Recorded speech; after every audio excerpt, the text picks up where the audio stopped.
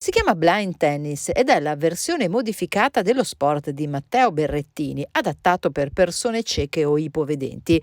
È arrivato per la prima volta in Veneto proprio a Padova, versione adattata per le persone con disabilità sensoriale visiva. Nei giorni scorsi l'impianto sportivo Tennis 2000 ha infatti ospitato la giornata dimostrativa organizzata dall'Unione Italiana dei Ciechi e degli Ipovedenti e supportata dall'associazione sportiva Real Eyes Sport, guidata dal campione paralimpico Daniele Cassioli. In sostanza è il tennis spiegato e giocato da persone ipovedenti e persone cieche.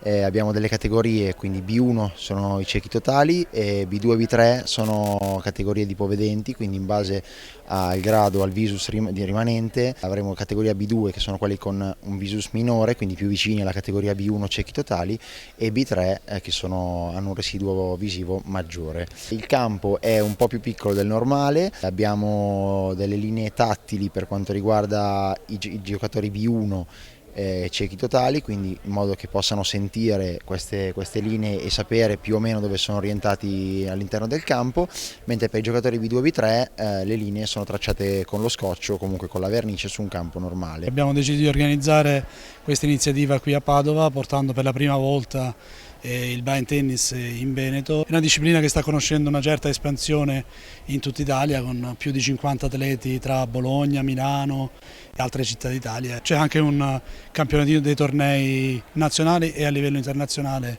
e quindi abbiamo deciso di promuoverlo anche a Padova in modo tale che possa prendere piede e possiamo anche noi partecipare possibilmente a future competizioni. Sembra impossibile finché uno non lo prova.